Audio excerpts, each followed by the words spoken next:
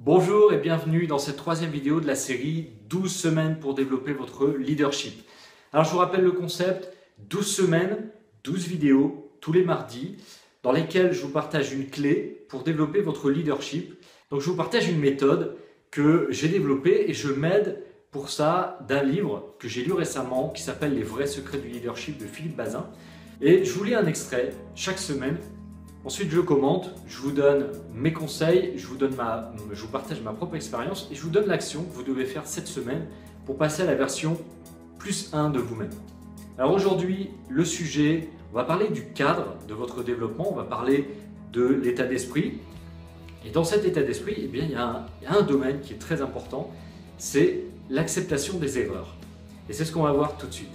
Alors je vous lis l'extrait du livre de Philippe Bazin et ensuite on en reparle ensemble. Fais des erreurs. Bien des créateurs et des leaders ont une relation passionnée et très personnelle avec l'erreur. Sans elle, pas d'innovation. Non que l'erreur soit toujours à l'origine d'une nouveauté, mais un système qui n'accorde pas de place à l'erreur devient immanquablement une machine à tuer dans l'œuf toute innovation. Il est important de trouver une place à l'erreur quand elle a déserté une organisation bien huilée. Alors, qu'est-ce qu'on peut en retirer de ce texte? La première chose qui me vient à l'esprit, c'est que l'erreur participe au processus de création. Alors si vous pensez un petit peu à tous les grands inventeurs, tous les chercheurs, avant de trouver la formule idéale qu'ils recherchaient, avant de finalement d'inventer la version finale de ce qu'ils voulaient inventer, il a fallu qu'ils passent par diverses phases. Il a fallu que ces personnes se trompent 10, 20, peut-être 100 fois, voire des milliers de fois avant de trouver la solution, avant de trouver la version finale de ce qu'ils recherchaient. En fait, faire des erreurs, ça participe au processus de création. Et ces QFD, si ça participe au processus de création, ça veut dire que ça participe au développement de la personne. Donc faire des erreurs, en fait, ce ne serait pas mauvais. Alors par rapport à votre développement, par rapport au développement de votre leadership, c'est possible que vous fassiez des erreurs. D'ailleurs, dans votre développement, au cours de votre carrière, certainement que vous avez fait beaucoup d'erreurs. Vous en avez fait, vous en faites peut-être encore aujourd'hui et vous en ferez encore dans l'avenir. Parce que, comme on va le voir dans quelques minutes, faire des erreurs, ce n'est pas vraiment évitable. Mais pour revenir au développement de votre leadership, vous pourriez vous tromper de différentes manières. Alors faites bien attention aux points que je vais évoquer maintenant. Vous pourriez d'abord vous tromper dans votre orientation. Vous pourriez vous tromper d'orientation. C'est-à-dire que vous pourriez faire une erreur d'aiguillage, vous pourriez vous tromper de route, c'est-à-dire vous poser les mauvais objectifs. C'est quelque chose qui arrive et dans la prochaine vidéo d'ailleurs, on verra pourquoi ça arrive. Vous pourriez aussi faire une erreur dans le choix des qualités et des compétences que vous voulez développer pour atteindre votre objectif. Ça aussi, le comment faire pour l'éviter, on verra ça dans la prochaine vidéo. Et enfin, un point sur lequel vous pourriez vous tromper, c'est par rapport à la vidéo précédente, lorsque je vous parlais d'imitation et que le plus grand raccourci finalement pour vous développer, c'est d'imiter quelqu'un qui a déjà obtenu les résultats que vous voulez obtenir. L'erreur que vous pourriez faire, c'est de vous tromper de personne, c'est de vous tromper de mentor, vous tromper d'exemple à suivre. Finalement, de découvrir au fil du temps que la personne que vous suivez, elle n'est pas en adéquation avec vos valeurs et avec les objectifs que vous recherchez. Mais encore une fois, pas de panique, si vous découvrez que vous vous êtes trompé, c'est pas très grave. L'important, c'est ce que vous allez en faire. Alors, faire des erreurs, est-ce que c'est évitable ou pas? Alors personnellement, je crois que c'est inévitable de faire des erreurs. Par contre, ce qui est possible de faire, c'est de réduire vos marges d'erreur simplement en vous posant les bonnes questions. Alors attention, parce que si vous commencez à réfléchir trop et tout le temps réfléchir mais sans jamais passer à l'action, là vous allez commettre la plus grosse erreur que vous pourriez commettre dans votre vie. Et cette erreur, c'est ne jamais passer à l'action.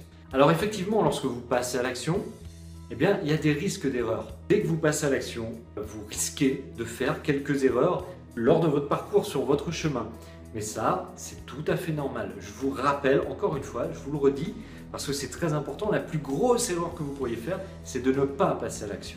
Mais alors ce risque d'erreur, lorsque vous passez à l'action, faut le voir de la manière suivante. Une personne que j'aime beaucoup disait récemment que pour faire face à des émotions négatives, telles que le stress par exemple, la meilleure façon de faire face à ce stress, c'était de l'accepter.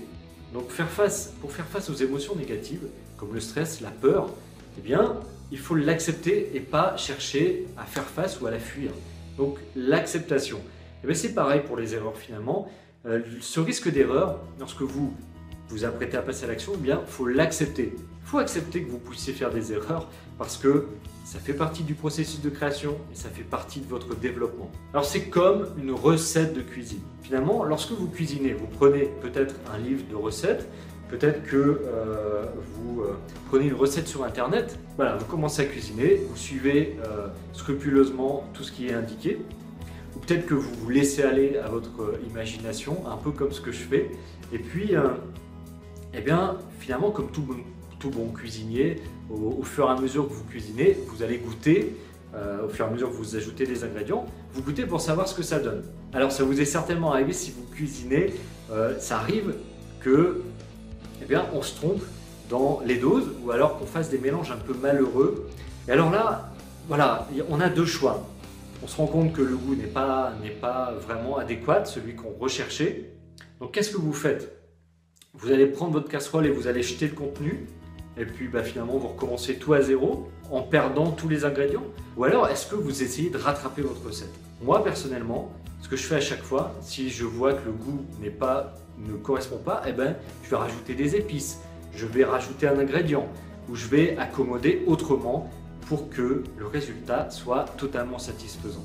Donc cet exemple pour vous dire que l'erreur n'est pas une fatalité, tout comme l'échec. D'ailleurs, je parlais de l'échec dans une précédente vidéo, ce n'est pas une fatalité, l'échec et l'erreur ne sont pas des fatalités. En fait, tout dépend de ce que vous allez en faire de cette erreur. Vous avez deux choix. Le premier, c'est de stagner, c'est de la regarder cette erreur et puis dire j'ai fait une connerie et de vous lamenter sur votre sort. Ou alors vous avez le deuxième choix et ça c'est le bon, c'est celui que je vous conseille, c'est celui que vous allez conserver, celui que vous allez mettre en application cette semaine, c'est de grandir grâce à cette erreur. Comment vous pouvez transformer cette erreur en opportunité. Alors je vous propose de réfléchir sur ça cette semaine.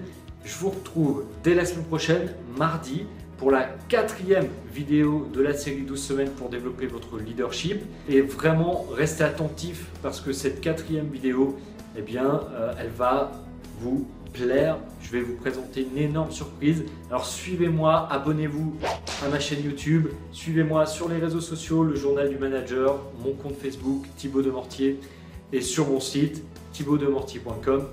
Moi, en attendant, je vous souhaite une très bonne semaine. Je vous embrasse. Je vous souhaite de prendre bien soin de vous, bien soin de vos proches et de vos équipes.